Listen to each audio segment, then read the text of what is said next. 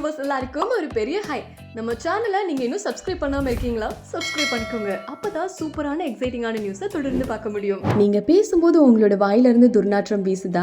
அதை எப்படி கண்டுபிடிக்கிறது? அதுக்கான காரணம் என்ன? அதை வீட்லயே எளிய முறையில எப்படி சரி பண்றது அப்படிங்கறத இந்த வீடியோல பார்க்கலாம். முதல்ல நம்மளோட வாய் நாற்றத்தை கண்டுபிடிக்கிறதுக்கு ஈஸியான 3 வழிகள் சொல்றேன். ஒன்னு, ஒரு எம்டி டம்ளர் எடுத்து வாய்க்கிட்ட வச்சு ஊதி அதை மோந்து பார்க்கும்போது நாற்றம் அடிச்சது அப்படின்னா கண்டுபிடிச்சிடலாம். ரெண்டாவது, ஒரு ஸ்பூன் எடுத்து வாயில வச்சு அதை மோந்து பாத்தீங்கன்னா அதுல நாற்றம் அடிச்சதுன்னா வாய் நாற்றம் அடிக்குது அப்படின்னு அர்த்தம். இதுக்கான காரணம் என்ன அப்படிங்கறத முதல்ல தெரிஞ்சுக்கணும். 3 காரணங்கள் மட்டும்தான் இருக்கு வாய் துர்நாற்றம் அடிக்கிறதுக்கு. ஒன்னு, நம்ம சாப்பிடுற சாப்பாடு காரணமா. ரெண்டாவது, ஓரல் ஹைஜீன். இது சரியா பண்ணல அப்படின்னாலே நிச்சயமா வாய் துர்நாற்றம் ஏற்படும். 90% பேருக்கு இதனால மட்டும்தான் வாய் துர்நாற்றம் அடிக்குது. மூன்றாவது, உடல் உறுப்புல இருக்க பிரச்சனை காரணமா வாய் துர்நாற்றம் ஏற்படும். சோ இதை எப்படி சரி பண்றது அப்படின்னு பாத்தீங்கன்னா, முதல்ல இந்த சாப்பாடு காரணமா ஏற்படுறது பாத்தீங்கன்னா, இந்த பூண்டோ வெங்காயமோ அதிகப்படியான டீ காஃபி குடிக்கிறவங்களுக்கு வாய் துர்நாற்றம் அடிக்கும்.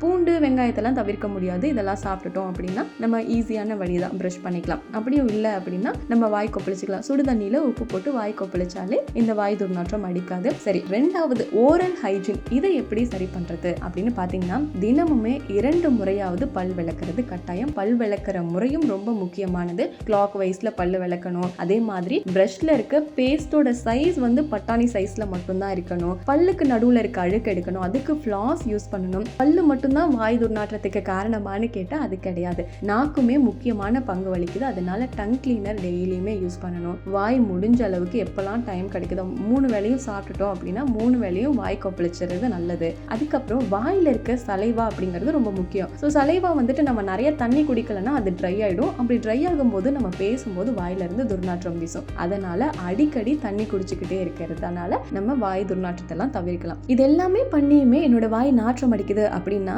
நம்ம உடல்ல ஏதாவது ஒரு பிரச்சனை இருக்கணும். அதாவது வாய்ப்புண் இருக்கிறவங்களுக்கு ஈறு பிரச்சனை, சைனஸ், தொண்டை பிரச்சனை, வயிறு, கல்லீரல், நுரையீரல் இந்த மாதிரியான உடல் உறுப்புகள்ல பிரச்சனை இருந்தது அப்படின்னாலுமே வாய் துர்நாற்றம் அடிக்கும். இன்னும் சிலருக்குலாம் சாப்பிட்டதுமே எது கழிக்கும், புளிச்ச ஏப்பம் வரும், அவங்களுக்குலாம் வாய் துர்நாற்றம் அடிக்கும். ஸோ அதெல்லாம் சரி பண்றதுக்கு நிச்சயமா டாக்டர் கிட்ட மட்டும்தான் போகணும். ஆனா இது எல்லாமே 10% பேருக்கு மட்டும்தான் இருக்கும்.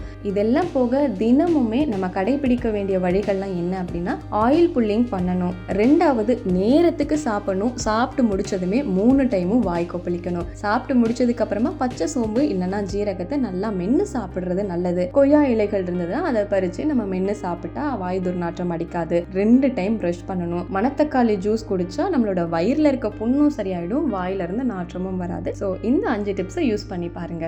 பல தகவல்களை தெரிஞ்சுக்கணும் அப்படின்னா மியா வாய்ஸ் சேனலை சப்ஸ்கிரைப் பண்ணிக்கோங்க. அடுத்த இன்னொரு இன்ட்ரெஸ்டிங்கான வீடியோவோட நான் உங்களை சந்திக்கிறேன்.